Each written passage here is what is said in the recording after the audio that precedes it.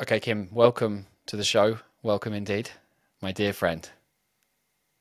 How are Thank you you. today? I'm good. Yeah, I'm really good today, actually. Thank you.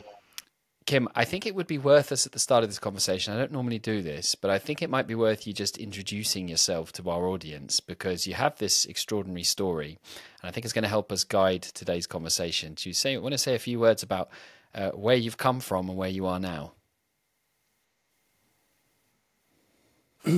Where I've come from. Okay, where does that question really come from? I mean, what was in your mind when you asked me that question? Where have I come from? You mean as a medic, as a human, or just the Human, whole bang human will get shoot? too messy. I meant job title, essentially, because you have this story of a doctor who, if I understand it rightly, started to realize that maybe the medical profession wasn't all it was cracked up to be. That probably is too. Okay, that's a dramatic way of putting it. I will. I'll go back a long way, but I'll go back having reframed what you've just said. It wasn't that I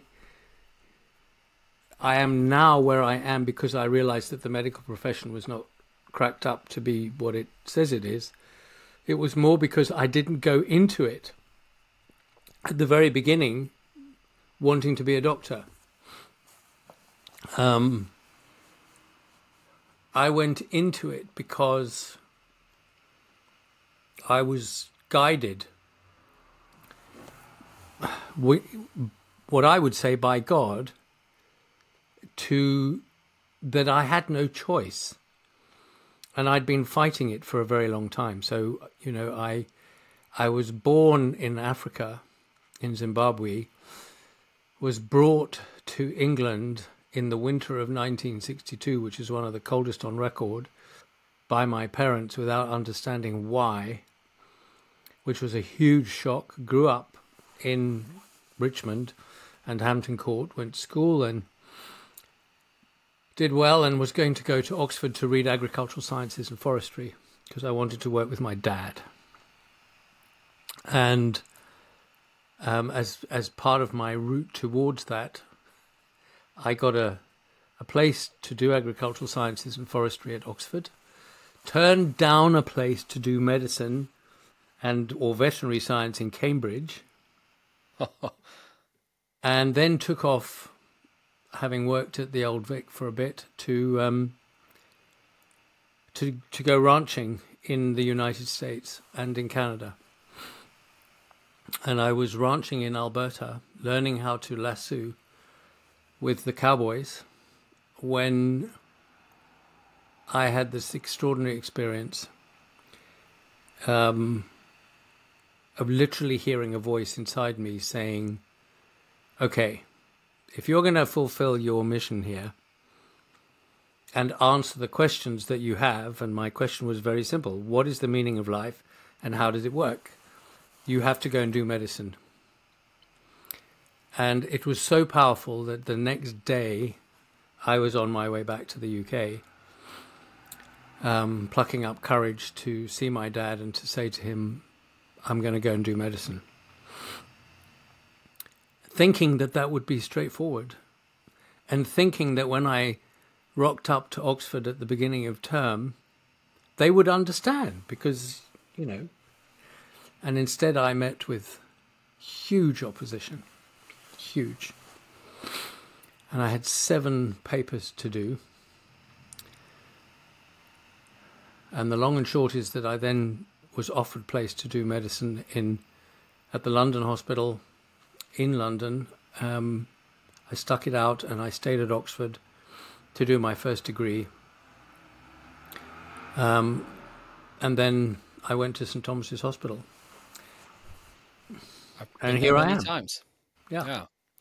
So, do I understand you then worked as a GP No, for the rest of it? No. no, I never worked as a GP. So I went on that trajectory. I had already become very interested in other forms of medicine. Partly because when we came to England, I developed asthma. And I was one of the first kids to be given Ventolin at that time. Amazing experience. And also because my mother was very committed to other ways of healing. And so I was exposed to some homeopaths and homeopathic medicine, which was very powerful. I underwent a macrobiotic journey with the first person to bring macrobiotics to London, which was an extraordinary experience, absolutely extraordinary experience. I was 14 at that point. I had been treated by osteopaths, and I met the people who took the Alexander technique from Alexander himself into London and started teaching. And I'd been exposed to a lot of other ideas. So when I went in to do medicine, I always knew that I was doing it because that same guidance had been, you need to do this, and because your path, your role is to make sure that people are aware of the fact that there are many different routes to healing, and that the paradigm that is being developed in biomolecular sciences is lacking. Not out of malfeasance at the time. I think we could speak about it very differently now, but because the mind view, the paradigm is very limited. So I was following a number of different things at the same time. So I think you and I spoke when I first met you, and it's one of my favorite questions to ask doctors. I've got a couple of friends who qualified when I left university, more or less the same time. How long did you spend looking at the organism, so the body, the brain, and the mind of the human being, not as a series of separate systems, but as an entire holistic entity? 0. And I asked in my medical training. Medical training, yeah. 0. So I asked my friend who qualified as a GP, I don't know, 10 plus years ago, and her answer was 0. So 50, 60 years later, just so everyone understands, and this isn't, again, you've said things have changed. She's on her own holistic journey. The precise amount of time of looking at all of the organism together in its entirety, which is what health really means, right? Wholeness, was precisely 0. I just find that absolutely flabbergasting. I did too. But my upbringing had brought me into really deep contact with a number of different traditions. When I was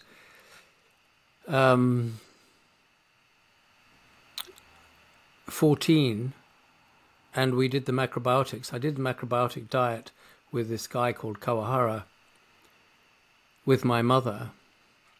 But prior to that, when I was about 7, my mother developed bilateral pneumonia, what they used to call double pneumonia, and she was very, very, very ill.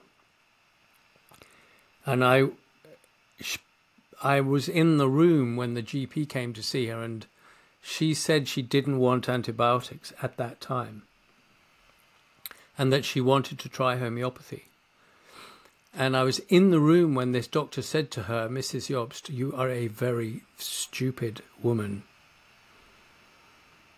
You could be leaving your children without a mother." It's an indelible impression, and it still touches me very deeply.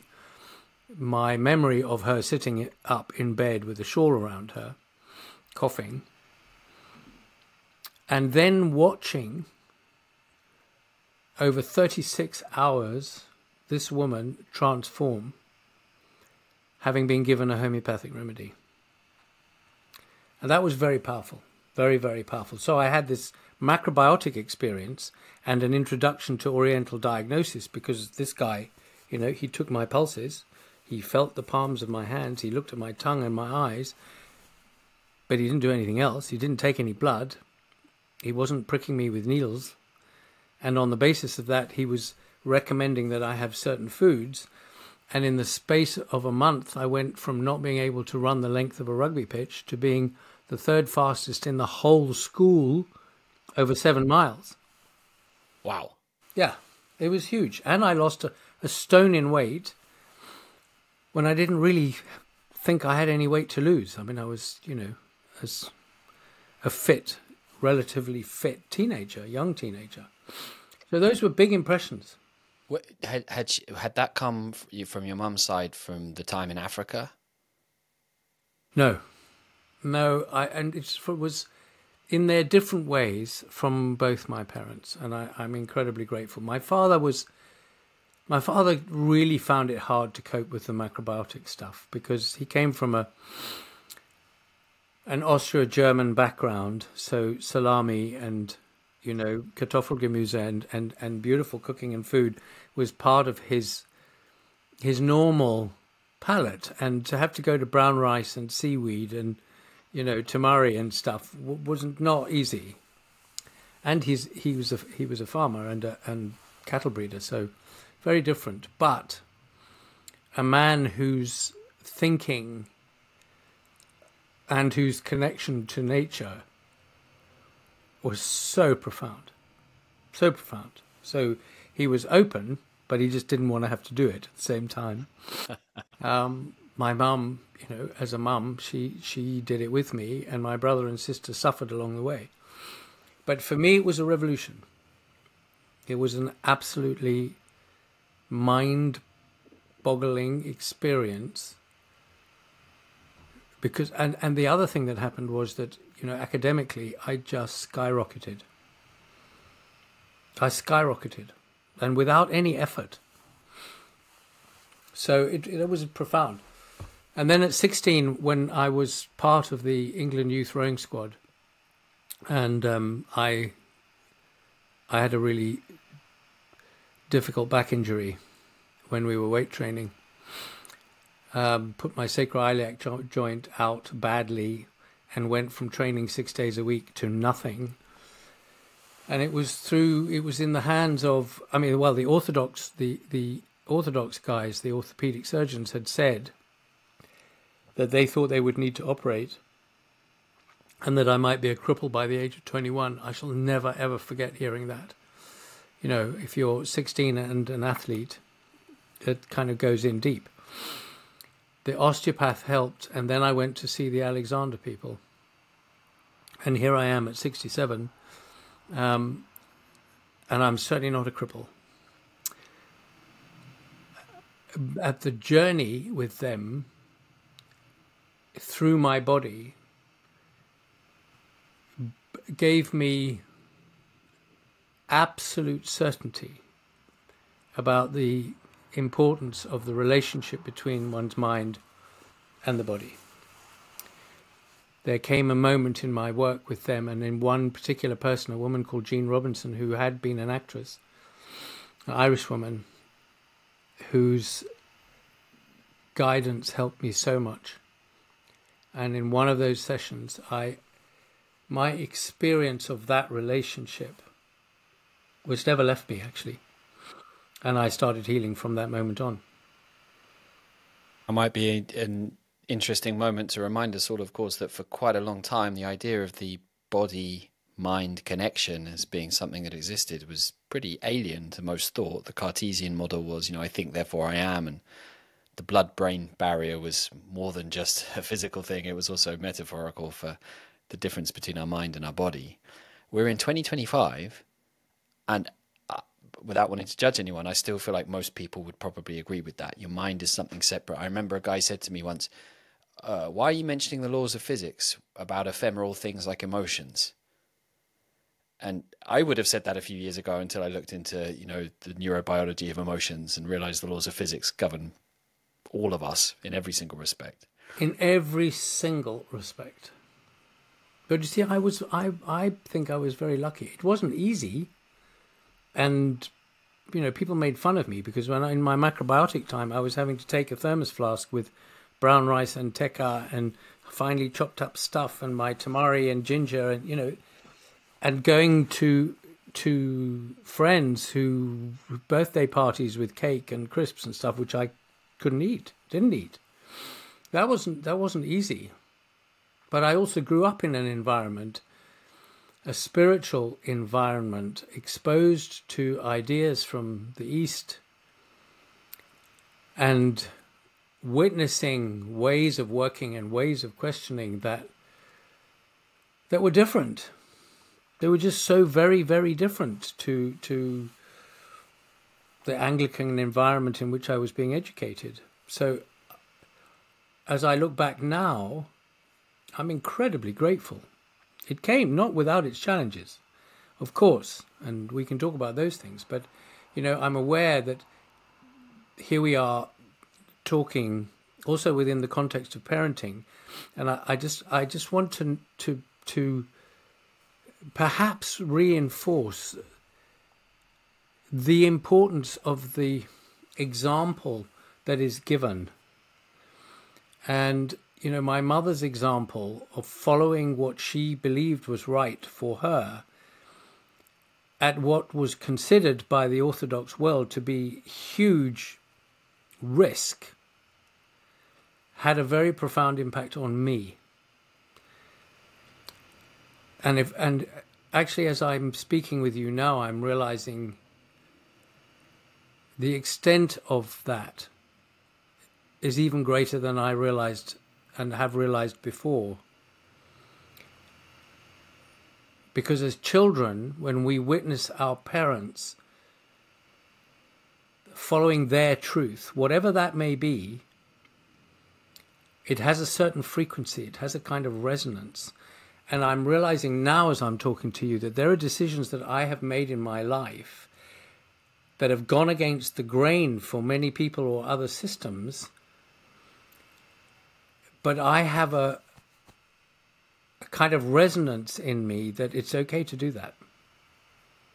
And the outcome can be quite startling. Now, you and I both know that's true. But we have to face the so-called norm and decide we're going to go into the unknown. There's about 65 separate threads from the amazing things you're saying right now, all of which I want to pull on simultaneously. But I know we're going to come around to some of them as we go through this conversation.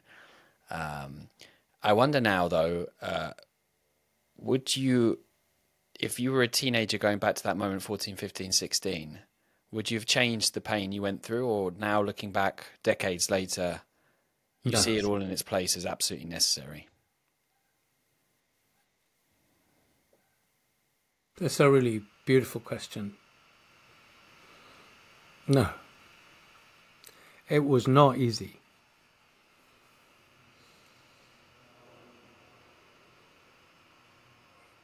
One of the things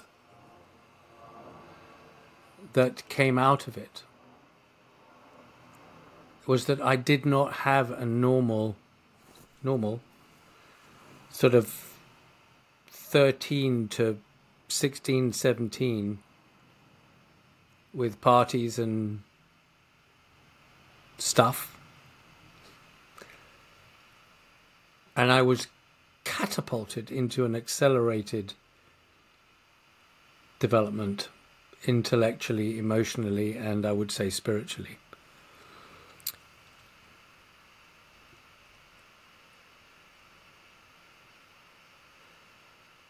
But there's no doubt that it was integral to the evolution of my work on diseases of meaning and diseases health. Absolutely no doubt whatsoever. Which we're going to come to shortly. So fast forward a few years, you are in medical training, you've had these revelatory experiences and this background of not necessarily following the norm. You've seen fallible doctors try to scare people into following conventional medicine. Now you're becoming a doctor. Was there a moment where you put the pencil down on the paper and went, hang on a bloody second, there's more to the human condition and health than this? And no, there wasn't a moment that I put the pencil down. I knew. So when that moment happened, rounding up the cattle, I knew then. Because I'd already experienced so much more. You know, I'd had Ventolin. Yes, I'd had experimental immunotherapy at the time to try to help with what was going on. But I'd also been exposed to osteopathy and to the Alexander technique to food as medicine, to nutrition, to macrobiotics, to oriental diagnosis, to homeopathy, to other forms of body work, and to meditation, and a spiritual practice. So I went in wondering, actually not that thinking there's more, knowing there's more, and wondering if I would be able to keep that alive long enough to come out the other end and then do the work.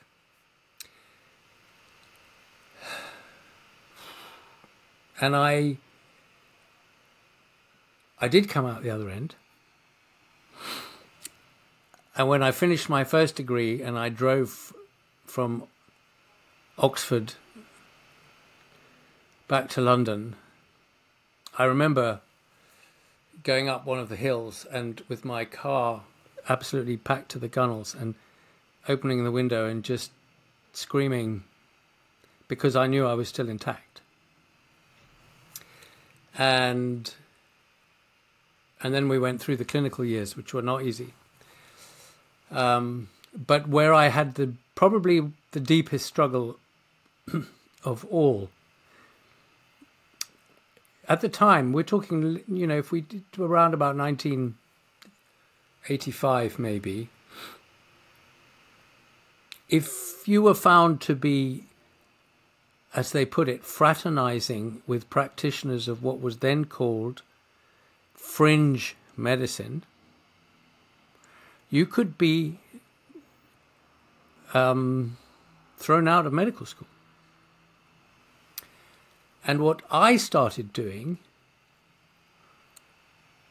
was leaving the hospital on a Wednesday to go down to an acupuncture clinic in Woking to learn and work with a guy called Barry Topolsky.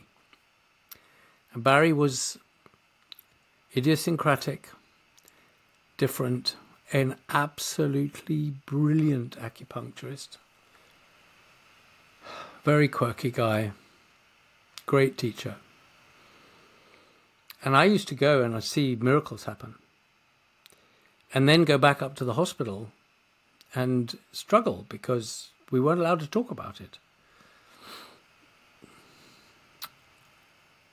And my real challenge was, how do I cope with this? How can I, I'd be asked to give people chemotherapy or put up drips, and I knew we were killing people. I mean, that's blunt, but there's no point in saying anything else. Not with the intention to do that. But it wasn't working. For most people, it wasn't working. And that was the way to do things because it's too scary to open up the other doors. I used to say to people, why can't we talk about other ways of healing? Not possible. And I began to understand why. I was at the beginning of my journey. The people who were teaching us, the people under whom we were working, they'd given their lives. They'd already made this huge sacrifice, and they'd had to contain and curtail themselves in order to fit in, to get the qualifications, to do the stuff. They had to close down. So to open up at that point to the fact that we might be doing something insane, is really hard. Really hard.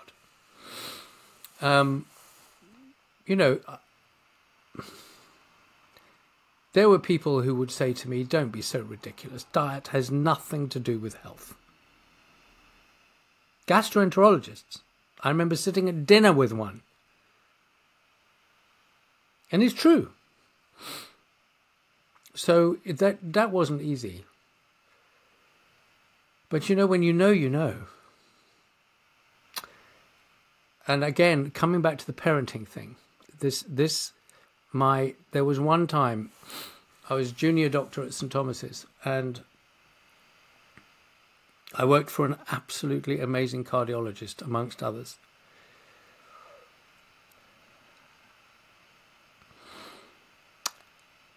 And there was one time when somebody was dying as a result of the chemotherapy. And my father, for some reason, had come to pick me up and I came back home. And I just broke down in the car. And I said, I don't understand. Why do we do this? And my father was nothing to do with medicine. And the reason I'm saying this in the context of parenting is just to remind everybody, you don't have to know everything, but when you speak from your own truth, it has a massive impact. And his response to me, he sat quietly. He didn't try to calm me down. He let me come through my pain. And then he said to me, Kim, I don't really know how to help you because I don't know your world. But one thing I do know is that one of my spiritual teachers said, man cannot have consciousness, but he can become more part of it. Those words have never left me. And although my pain at that time was all about treatment and what we were doing, somehow those words helped me honor my own pain and suffering. He didn't belittle it. He didn't try to make it go away. And open me up to support in myself my own search to understand better what's going on. Because I knew the people I was working with were not intentionally trying to kill people. And I knew that my acupuncturist friend down in Woking was doing the very best that he could do, and he had to be careful anyway too. And this crazy world where we couldn't talk about these things and open up, which seemed so obvious, that somehow there had to be a reason for this. And that's, my whole life has been about that. At that moment, were you able to reconcile the seemingly opposing forces of conventional medicine versus unconventional medicine? No. Not at that moment. No. No, I wasn't able to reconcile it, Patrick. Not in the sense that I believe I'm hearing your question. What I knew I had to learn was to be able to live with those seemingly irreconcilable forces, impressions, for one reason, which was absolutely mine. It's not only mine, but I knew it as mine from when I was very little, and that was this. I knew God. I knew that this world is created by design, and I knew that love underpins all of it without any indoctrination. I just knew that. And so I knew that these seemingly irreconcilable forces, events, must have meaning in the context of the meaning of life. And I didn't know what that was, but that I also knew, and I still do, that it is possible to know. And that's not an intellectual thing. And that sustained me through some tough times.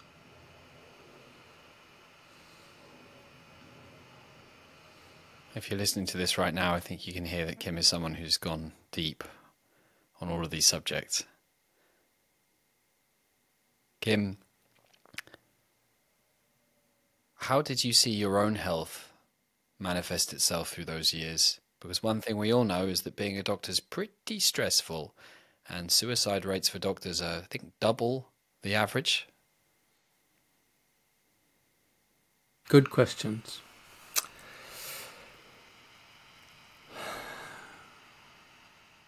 I was pretty fit. You know, once I got my back sorted, I went back to rowing.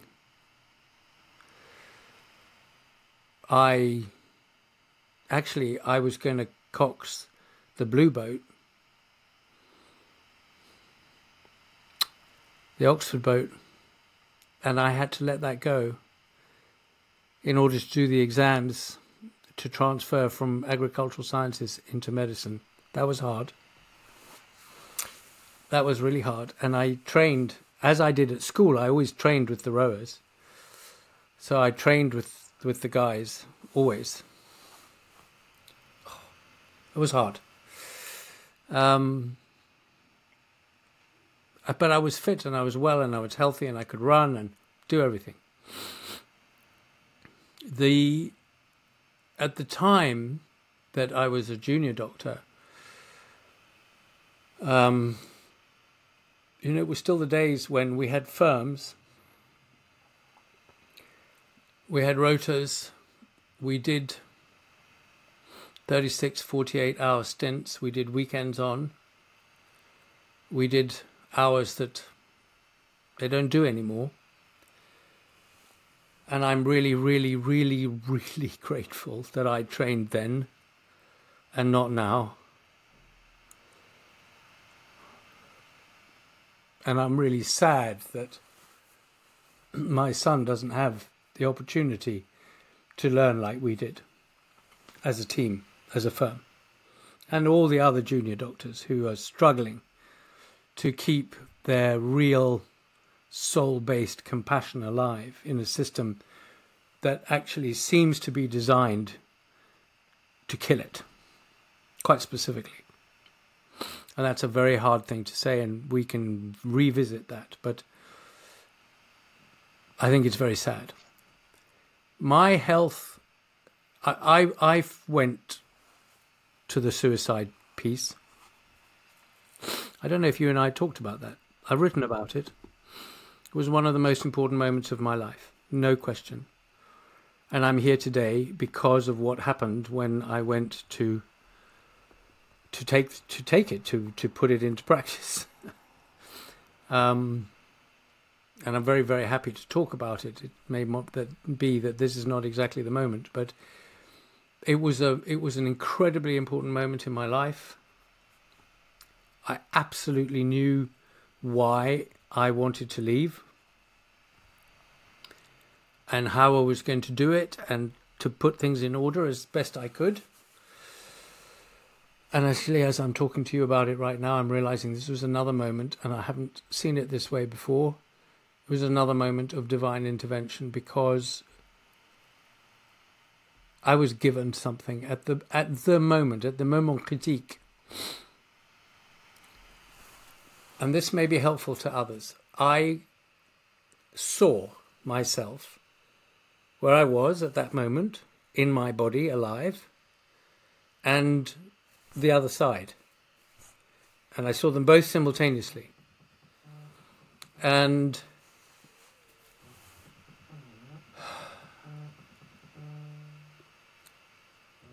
what happened in that moment was the realization that on the other side, first of all, there's no judgment.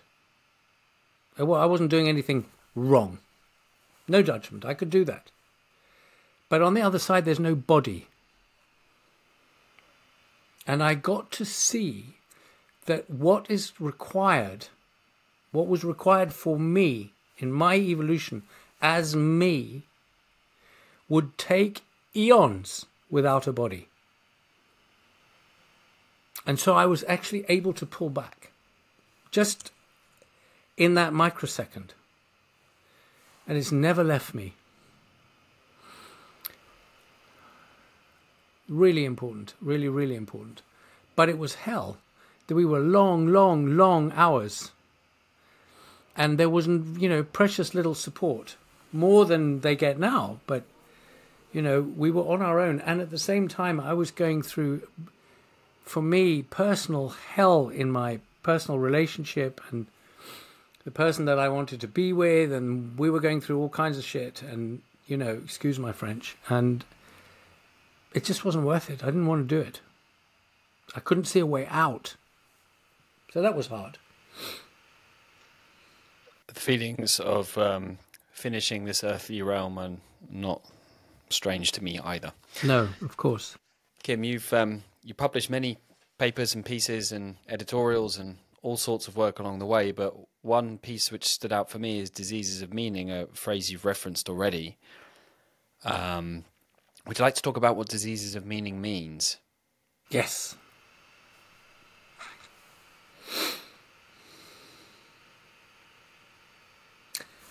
Okay, so I want very specifically I want to do this for parents.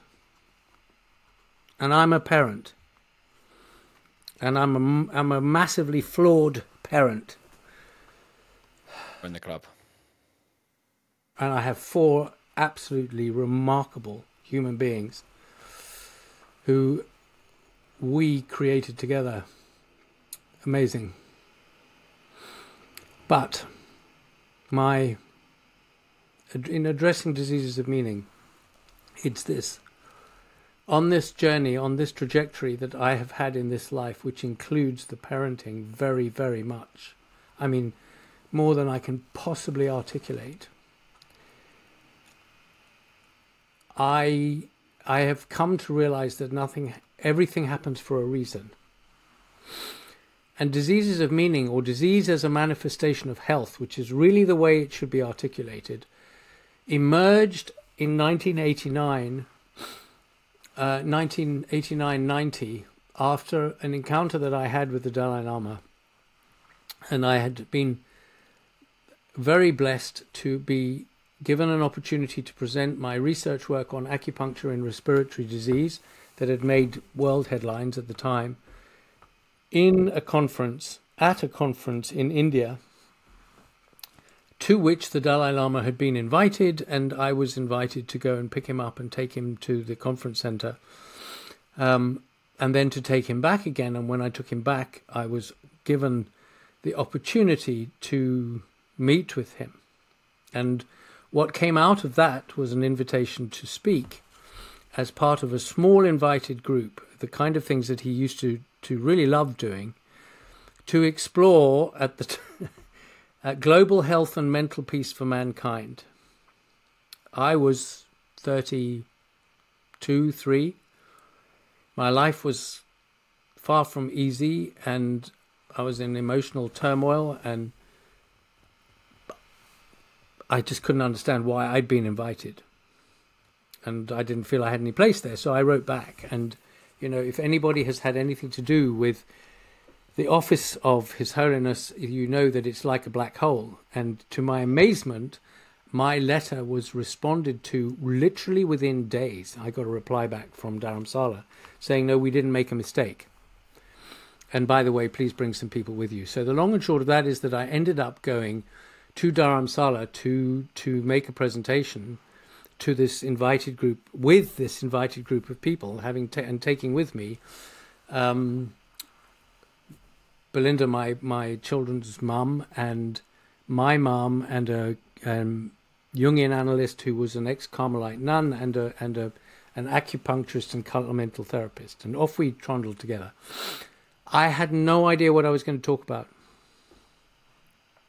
But on the way, I had been nurturing this whole thing of what is the meaning of life, and how does it, how does it work, and why do people get sick?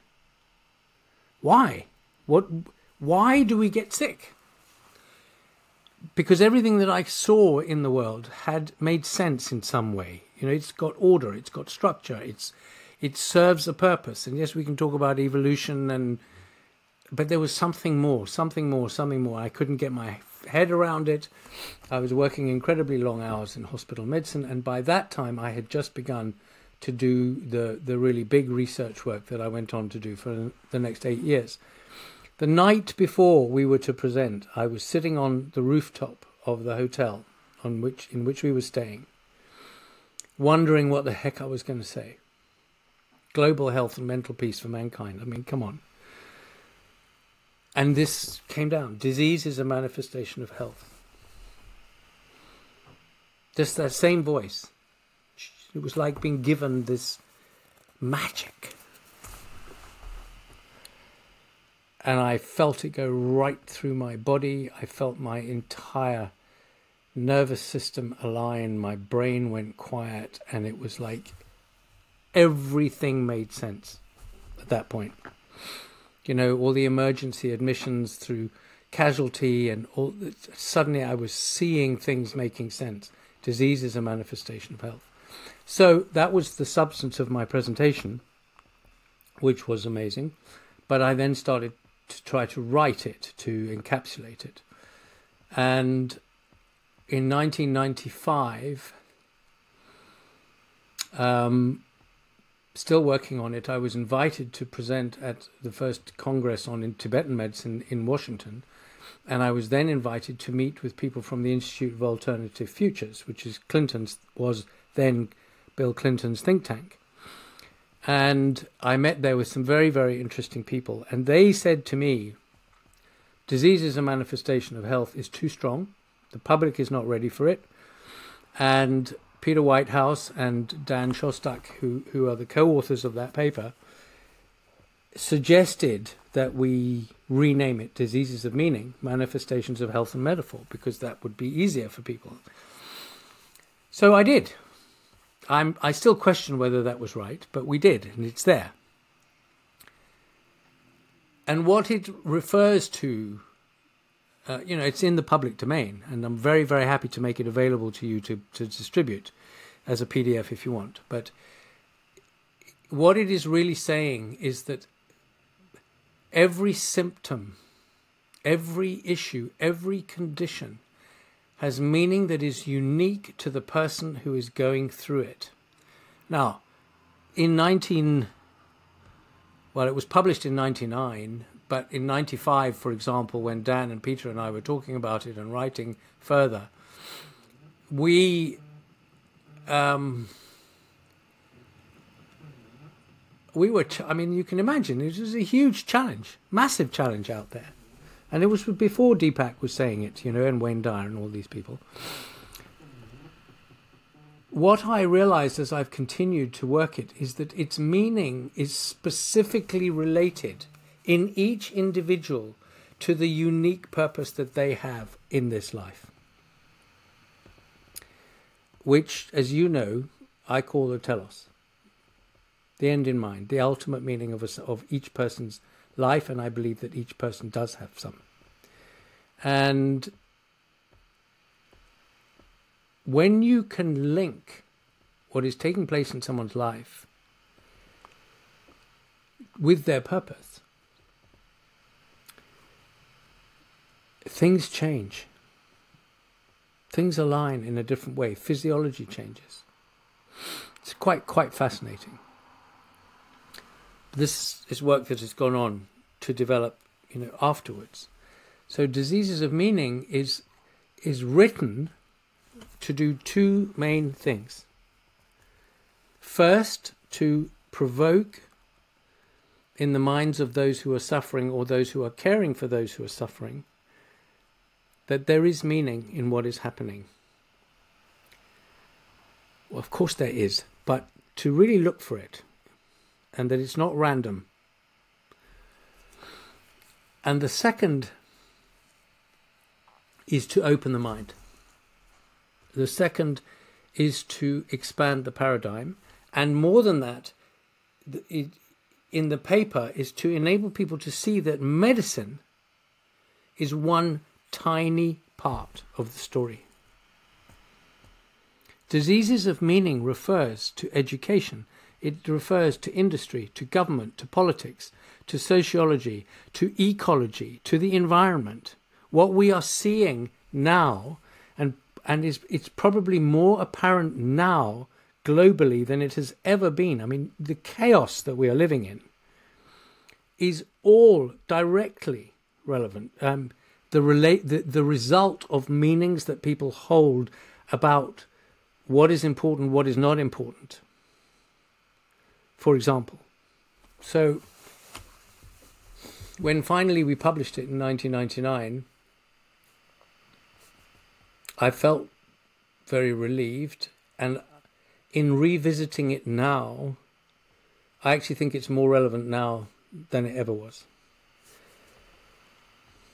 And there's one particular part in it, there's one particular part towards the end in which I speak about, I quite specifically wrote about the dangers of playing with genetics in the way, and this is all pre-COVID, because we have no idea what the real impact will be. This is not for fear-mongering or scaremongering. It's just pure objective fact. Something's taken billions of years to evolve, and you fiddle with that code. You have no idea what it's going to do further down the line, which is not to say that change is not a good thing. But what we have witnessed in the last 5 years makes me feel that those words were actually prophetic. Kim, 3 or 4 different questions appearing in my mind. I'll just pick the one that stands out the most. We are seeing record childhood obesity, chronic conditions appearing younger than ever before, condemning people essentially to very unhappy lives and lives that will finish earlier now than the generation before them. Where's the disease and meaning for a child who's had no chance to live, bruv? Okay, lovely, great question.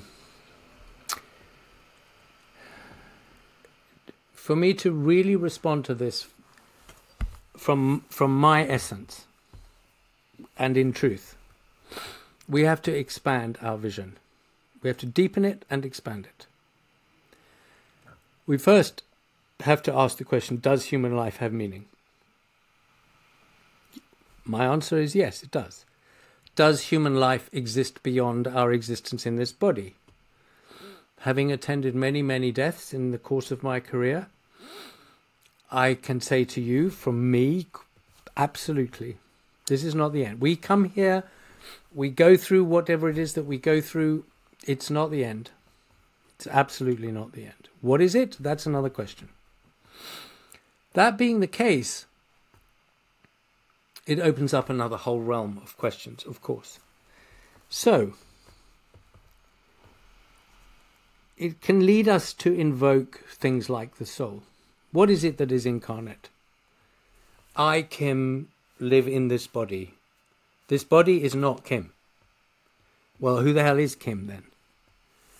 That's a good question, and we can debate it and talk it and open it up to talk about with our parents, because all parents will be in some way asking that question when they look at this little baby that comes into the world.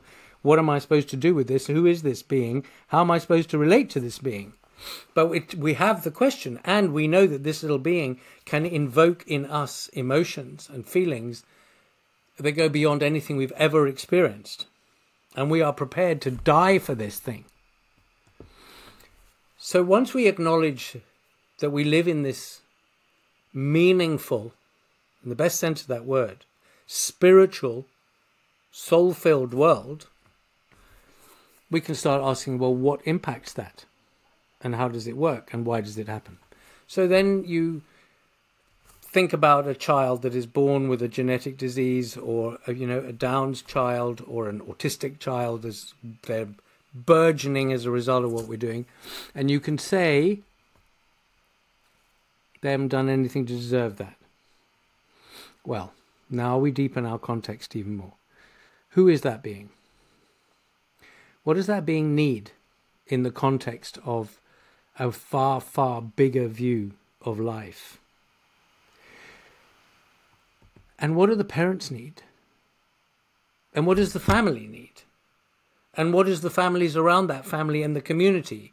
So we suddenly see that this autistic child, or this Down syndrome, or this genetic, whatever it might be, or this 5-year-old with cancer or obesity, is not an isolated entity that exists in isolation. Not at all.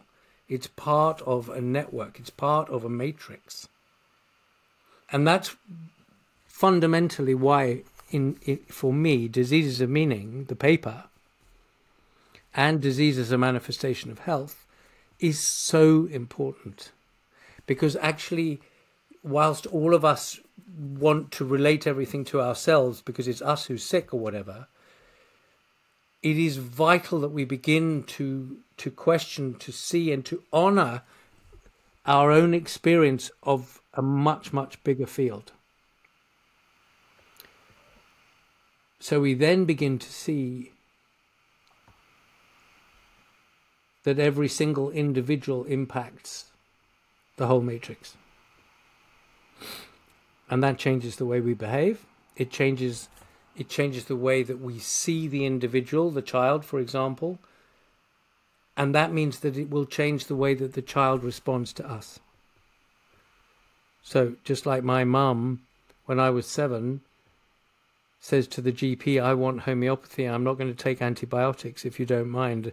And the GP says, well, you're going to leave your children without a mother. And she says, doesn't feel right to me to take antibiotics. Please let me do this.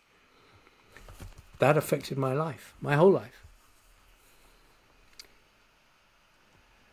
So it's not a facile little, oh, I've got a sniffle and that means that I'm hiding something because the nose knows. The phrase that pops out as you say all that amazing analysis and deep thought, which you've obviously thought about for a long time before you came here, is from Carl Jung. Inside every individual life is the eternal life of the human species. We are carrying millions of years of evolution, all the way back down to the simple bacteria still inside us. Absolutely. And the mechanisms as well. So if I am, for example, the parent, let's just stick with autism, of an autistic child, it's a question I can ask myself in this context. How is this, quote, condition, unquote, serving me? Yes. Us? Yes. And your child's future will be radically different if you ask that question and dare to answer it. You can ask the question and do nothing about it.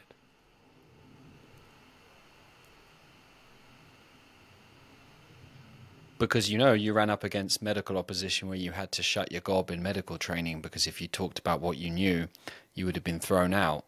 And now I dare to say that if you said that to some people about any condition, they would have an equally aggressive reaction, which is, what the hell are you talking about? This is a problem. I didn't deserve this. This is some other thing. Maybe it's chemicals, but it's not me. I don't know what clip-clap you're talking about the human species and the matrix, but my child's suffering. And you, doc, need to tell me what I need to do or give me a pill to fix that so that he doesn't suffer anymore.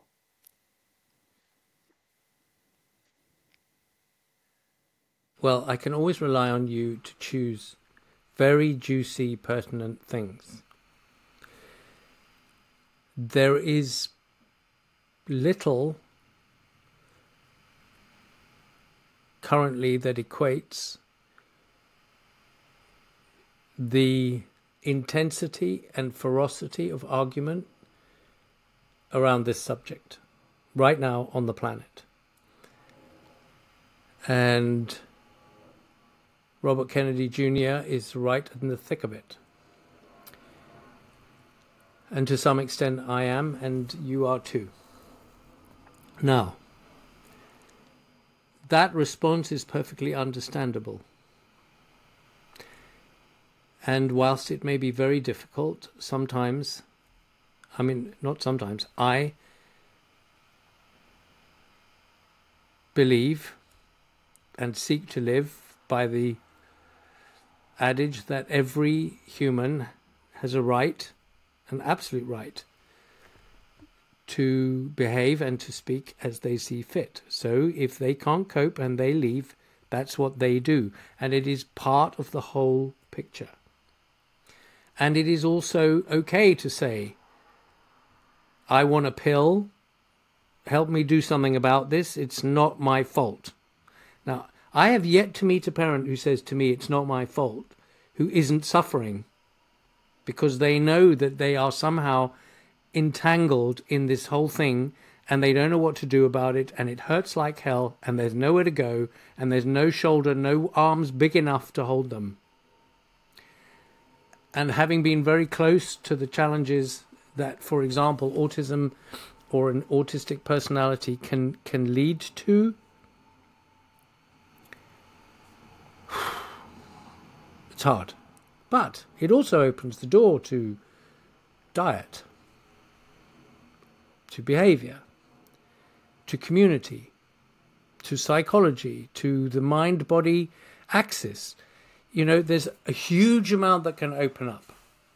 And what might at first appear to be a completely insoluble problem can open the doors to very different ways of living. It always, when I was a young medic, it used to absolutely amaze me and floor me to see the true love and devotion of parents to very, very disabled children. You can't fake that. And I used to observe with awe, because there is something being played out in those relationships that it's not really for us to judge. And it's real.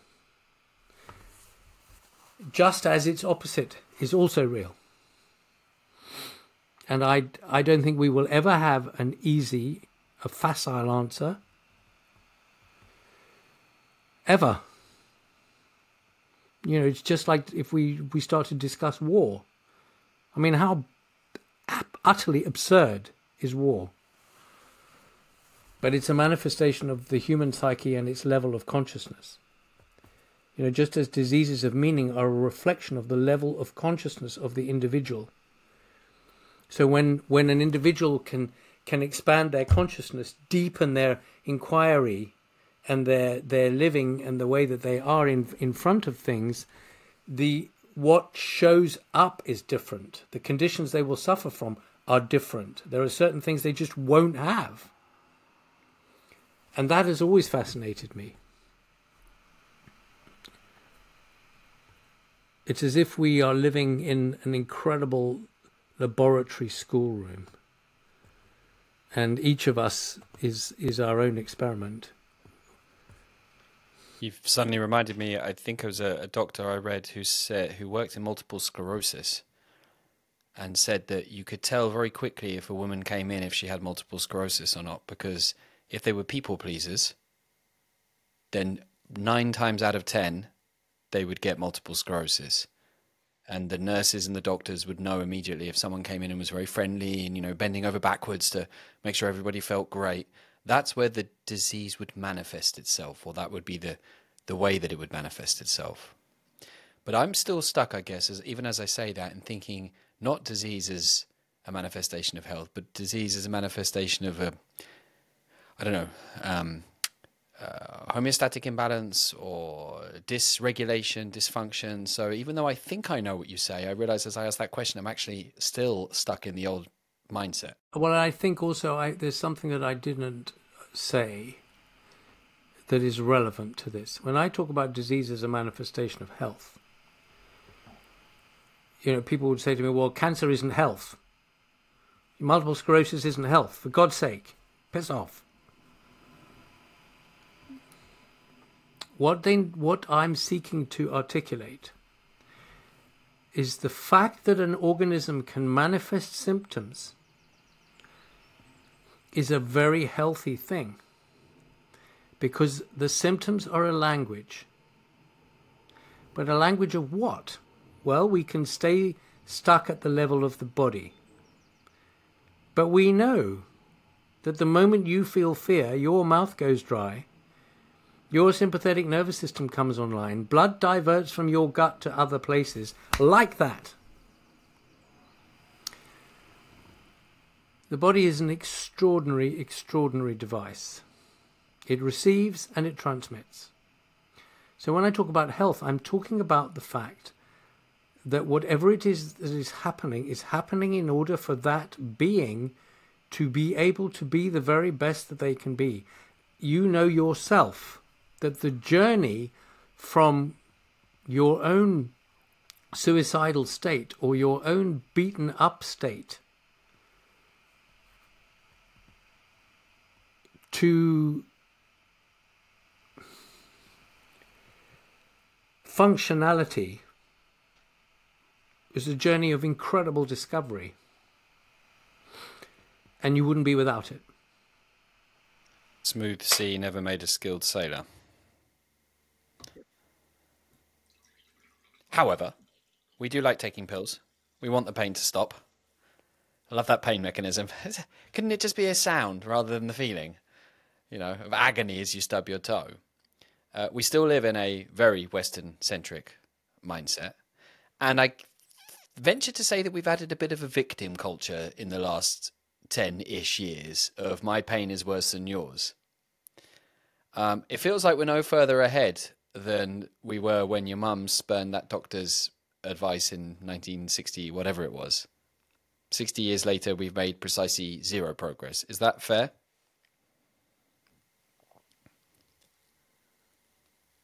Wow, what a great question.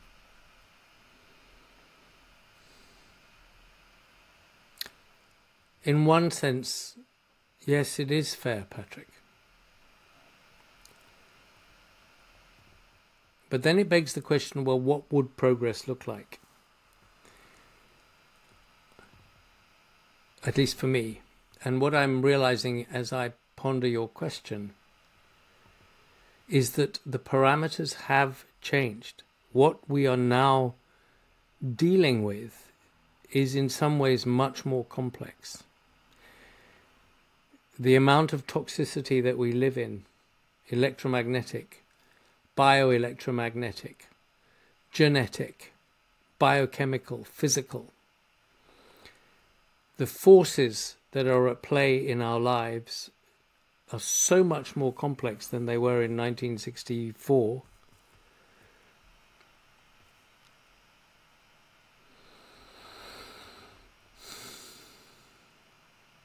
And I think,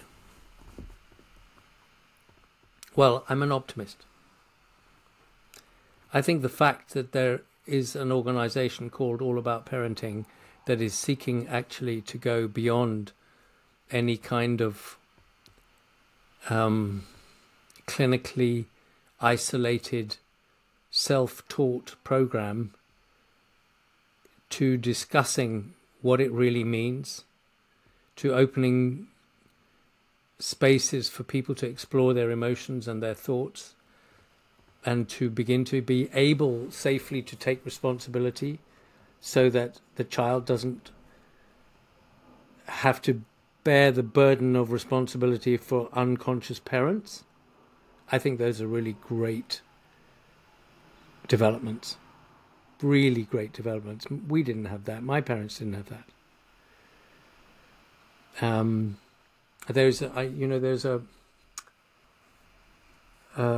Jungian analyst called Francis Wicks, I think, who actually never ended up meeting Jung, but they exchanged a lot. And she and he agreed with a statement that she wrote that whenever a child is not well, look first to the parents. This is all diseases of meaning. When instead of, and we, even the word disease, dis-ease, and we say disease is a manifestation of health. Well, the whole thing is turned round. I don't need to be afraid of this thing in that way. This is a healthy response. Okay, let me understand. Why is this healthy? It's great. Don't get worried. You don't need to be worried. And I believe and I hope that we are living through the death throes of a paradigm that is no longer viable. And that we are going to live into, I certainly want to myself, but we're going to live into a new way of looking at things. Is there a lot of suffering still ahead of us? Yes, I believe there is. Will we make it through? I believe we will. I'm signing up on that rocket ship, Kim, because cool. I'm totally down with that. Kim, you're a prestigious doctor. You've done amazing things. You're a dad of 4.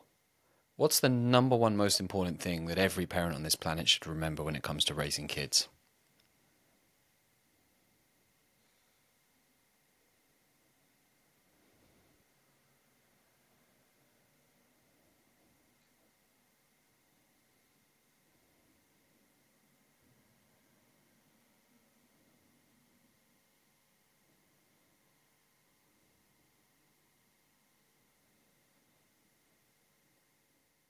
Well, the words that come to mind, interesting. Such a wonderful question.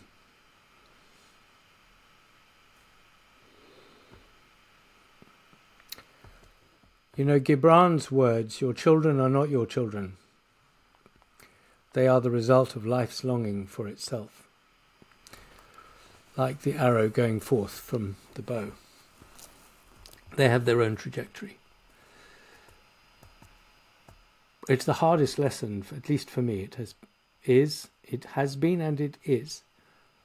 Each one of them is their own soul,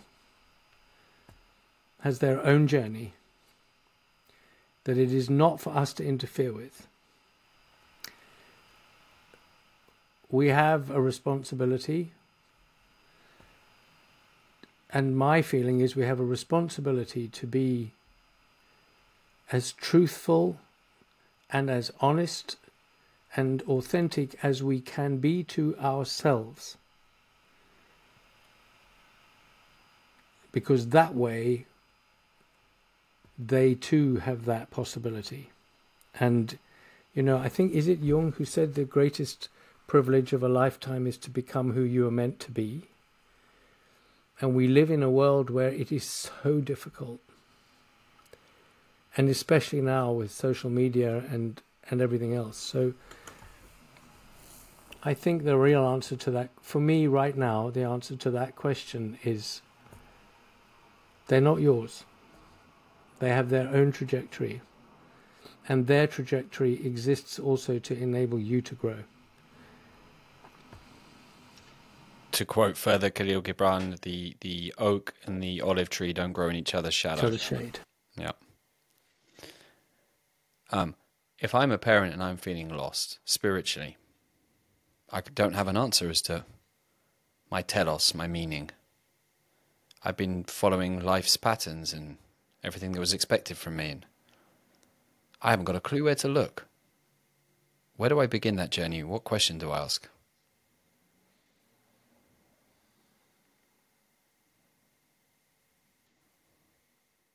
You begin that journey by listening. Take very, very seriously that question inside you. It doesn't come randomly. And all too often it is numbed or silenced.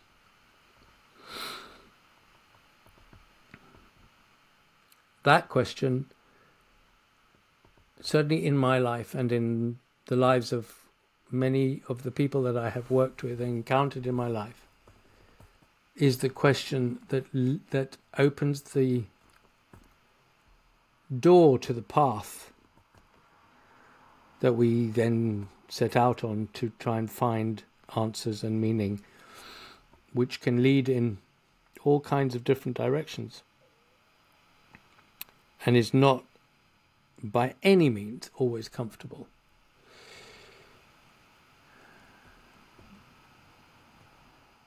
My experience, Patrick, and I believe yours too, is that when we start, when we listen to the question and we feed the question,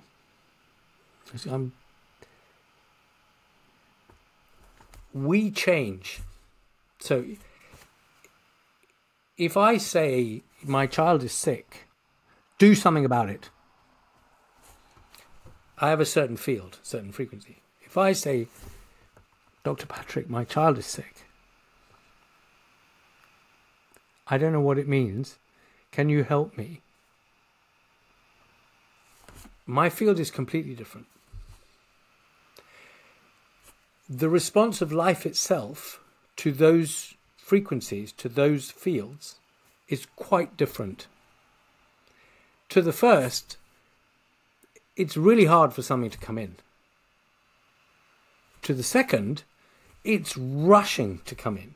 And the mere fact that I've said, please can you help me, changes the way you want to be with me, and might actually enable you to say, do you know, I don't know right now, but I do know somebody to ask. So that's one thing. Don't be afraid to ask the question. That's asking a lot. Don't be afraid to ask the question. And don't give up asking the question until you receive a response that you know in your body, not in your head, in your body, is authentic, real, has meaning for you, and that you can act on. I want to just, if I can, just share briefly. When I was 16, when I had that back injury, and in one of the key session that I had with Jean, when everything connected, everything came together, and I got off the table and I just collapsed on the floor because I couldn't even stand anymore.